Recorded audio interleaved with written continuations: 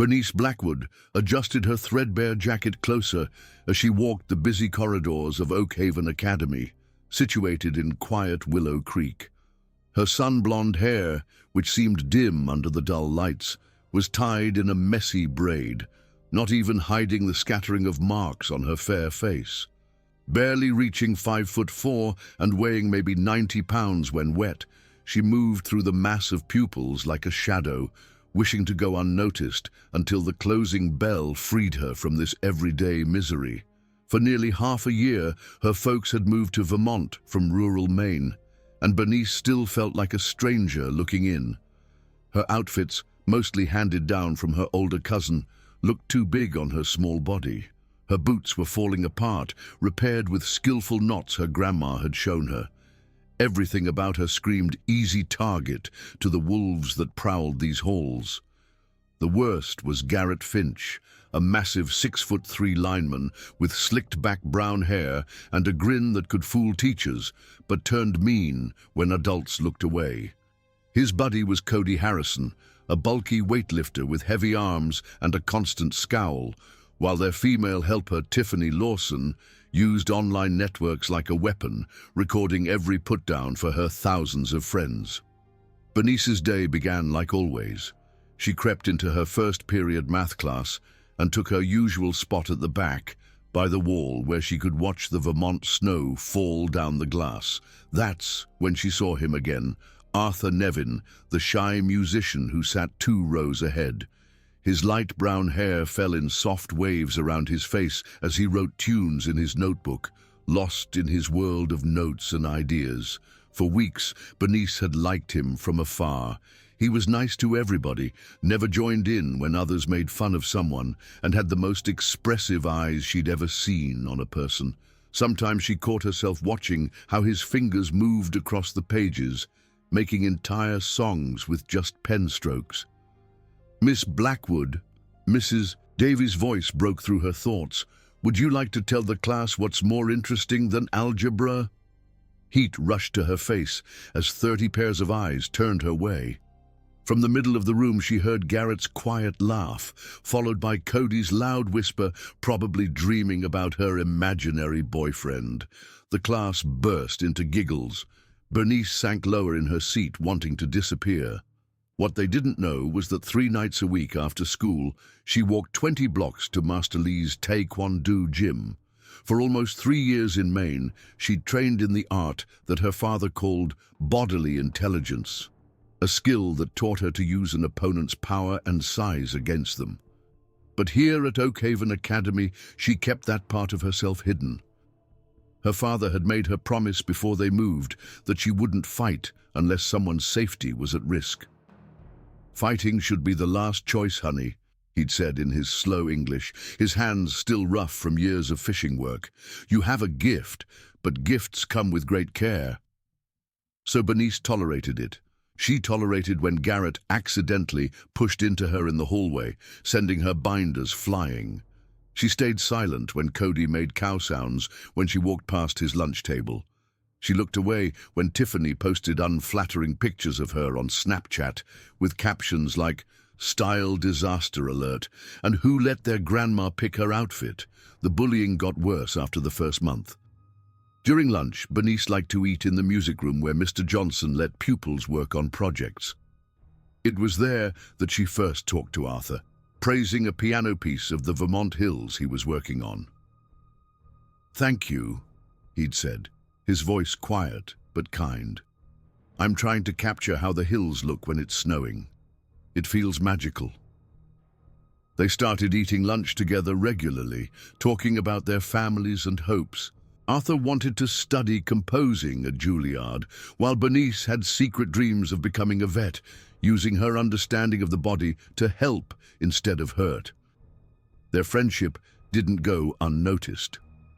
Garrett stopped Arthur after school one day, shoving him against the lockers hard enough to leave marks. "Stay away from Weirdo," Garrett warned, his breath hot against Arthur's face.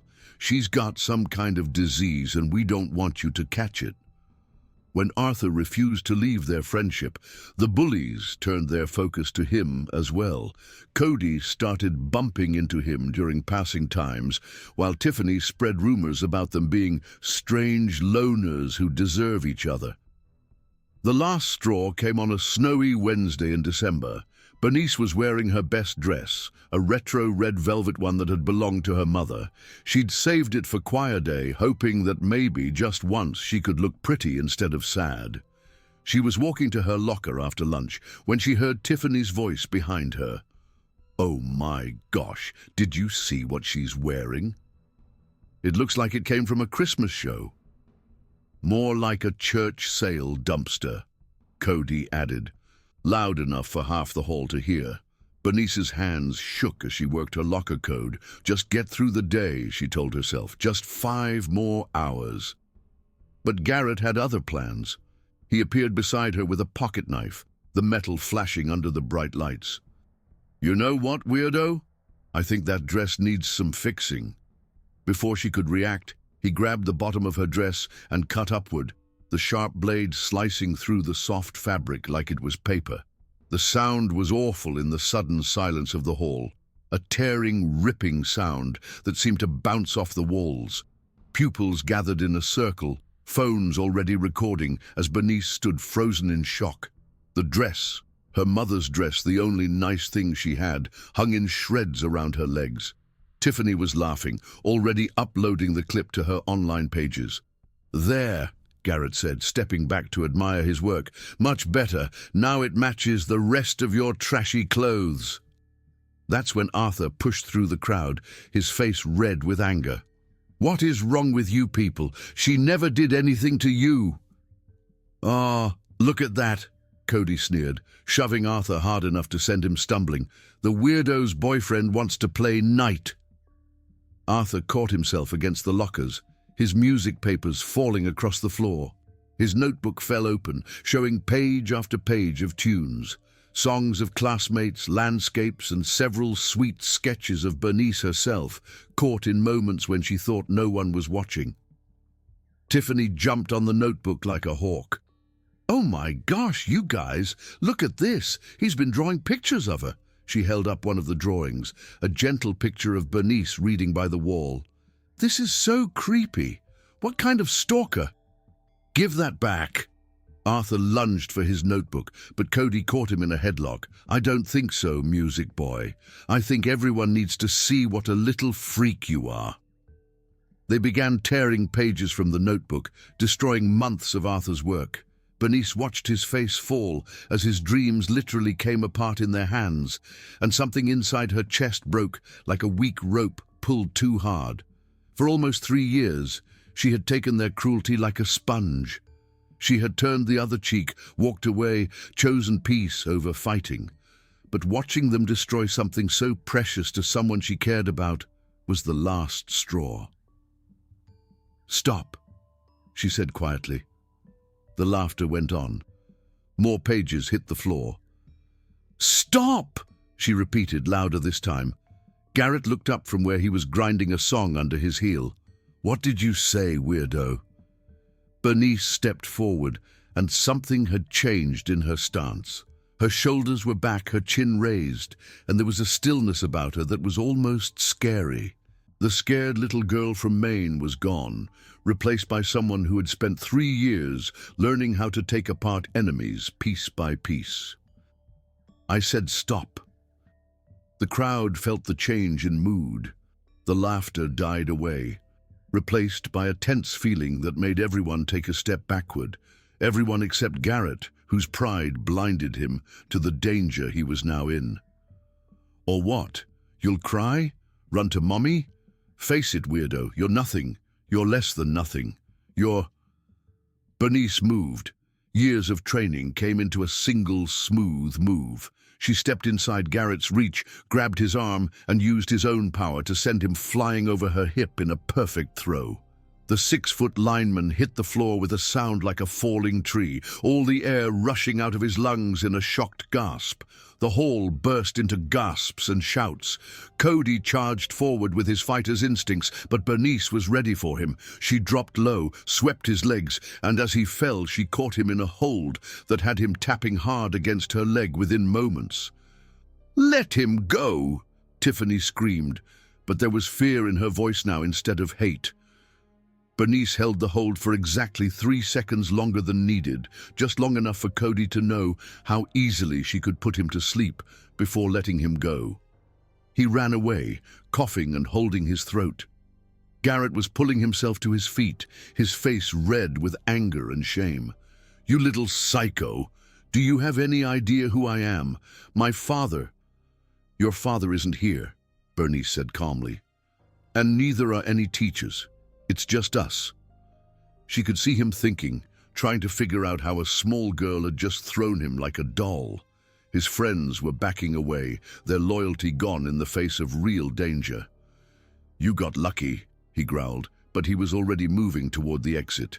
"This isn't over." "Yes, it is." There was something in her voice, a quiet strength that made everyone in the hall believe her. Garrett's pride fell apart like wet paper. For the first time in his life, he was facing someone who wasn't scared by his size, his status, or his threats. But Bernice wasn't done. She walked over to where Arthur's torn songs lay across the floor and began gathering them carefully. Her hands shook slightly as she smoothed out the wrinkled pages, and when she looked up, there were tears in her eyes. "You destroyed something beautiful," she said, her voice barely a whisper.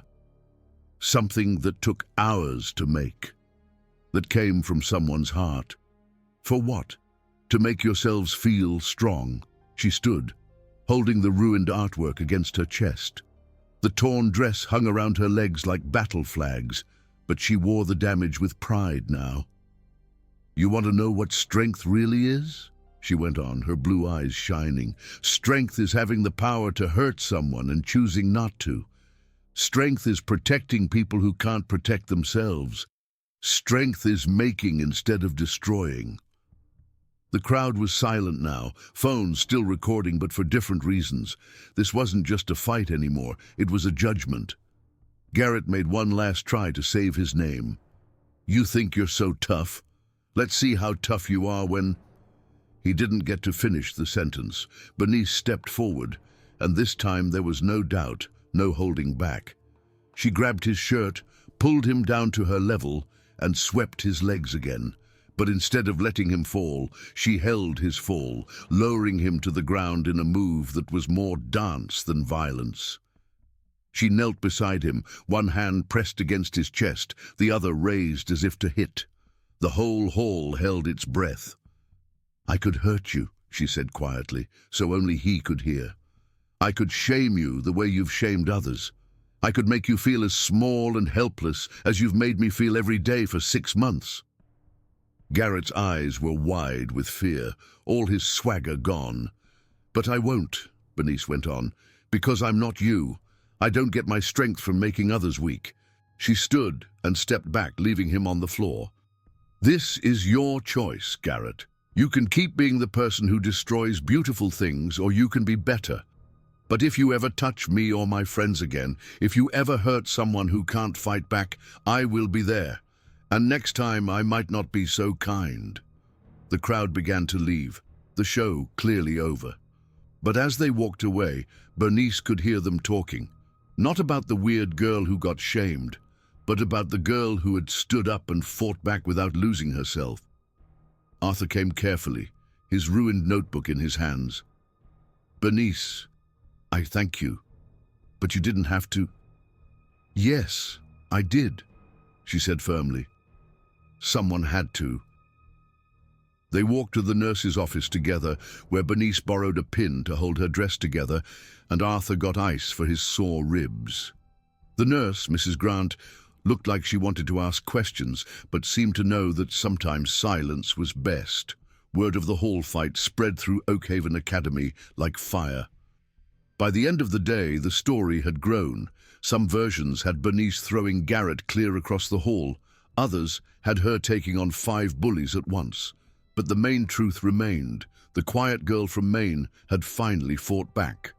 The next morning, Bernice walked into school wearing pants and a simple shirt, her blonde hair loose around her shoulders. Pupils she'd never talked to nodded as she passed. A few even smiled. Garrett was waiting by her locker, but the proud sneer was gone.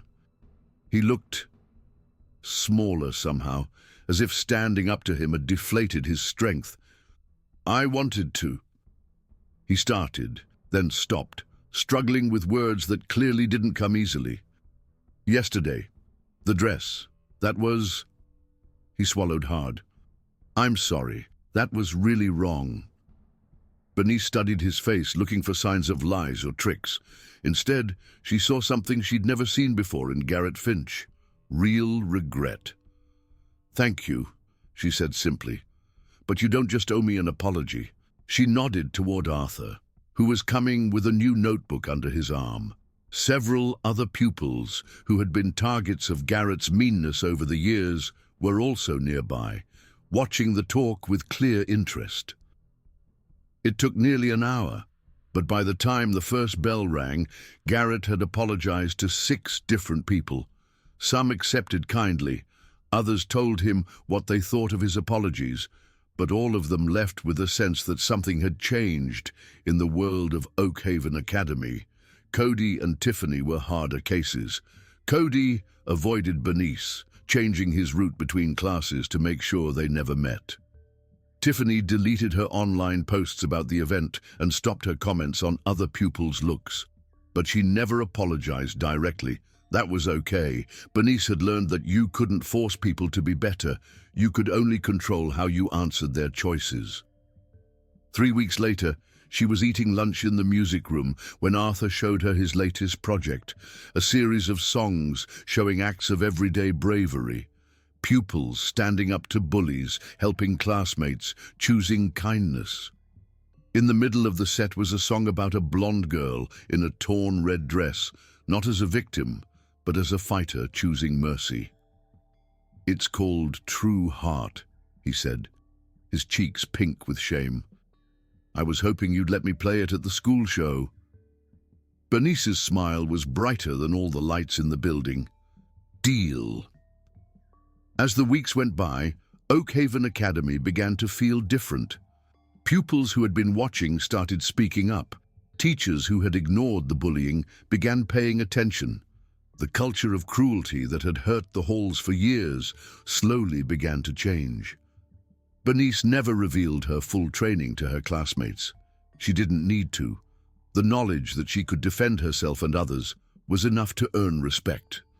She had learned that true strength wasn't about how hard you could hit. It was about knowing when not to. She still trained at Master Lee's gym 3 times a week, but now she had a different goal. She was teaching self-defense to other pupils, sharing not just the moves, but the mental strength. "Remember," she would tell her pupils, most of whom were small kids, who reminded her of her old self. "The goal isn't to hurt someone. The goal is to stop them from hurting you. There's a difference, and that difference is what makes you better than them." On a snowy day in March, exactly 4 months after the event in the hall, Bernice was walking past the gym when she heard a noise. Through the open doors, she could see a circle of pupils gathered around something, their phones out and recording. At the center of the circle, a young boy with thick glasses and a slight stutter was being pushed between 2 larger pupils. His books were across the floor, and tears were running down his face. For a moment, Bernice was back in that horrible day in December, the feeling of being weak, of being made small for others. But this time, she wasn't the victim. This time, she had a choice. She walked into the gym with the quiet strength that had become her mark. The crowd parted, respect earned through actions rather than fear. "That's enough," she said simply. The 2 bullies, older boys she didn't know, turned to face her. They'd heard the stories about what had happened to Garrett Finch, because their anger went down several levels. "We were just playing around," one of them mumbled. "No," Bernice said, helping the boy gather his books. "You were being bullies, and bullies don't get to play around anymore." She handed the boy his glasses, which had been knocked. "Are you hurt?" she asked gently. He shook his head, too shocked to speak, but the thanks in his eyes was clear. Bernice turned back to the two boys who were backing toward the exit. "What are your names?" They mumbled their answers, wanting to be anywhere else. "Good, I'll remember them. And if I hear about you doing this again, we're going to have a talk you won't enjoy. Are we clear?" They nodded and ran out of the gym. The crowd left, sad that there hadn't been a fight, but impressed by the quiet power Bernice had. "Thank you," the boy whispered, finding his voice. "Thank me by paying it forward," Bernice said. "When you see someone being picked on, speak up. You don't have to fight. Showing that someone cares is enough to make bullies back down." She walked him to his next class, making sure he was okay before going back to her own. As she moved through the halls of Oakhaven Academy, Bernice thought about how much had changed since that first day. She was no longer the lost girl trying to fade into the background. She wasn't the most popular, or the prettiest, or the smartest, but she was respected. She respected herself. The scared girl from Maine was gone, replaced by a young woman who knew that true strength came not from hurting others, but from the wisdom to know when mercy was better than revenge. She had learned that standing up for yourself didn't mean becoming the thing you hated. It meant becoming the person you wanted to be. And in the music room, as she watched Arthur add the final notes to a new song, showing pupils standing together against unfairness, Bernice smiled. She had found her place, not as a victim or a bully, but as a protector. The girl who had once been cut down had rebuilt herself into something stronger, more beautiful, more unbreakable.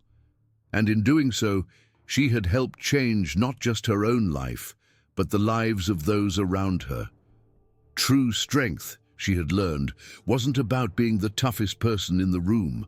It was about being brave enough to stand up for what was right, even when you were afraid. And Bernice Blackwood was no longer afraid of anything.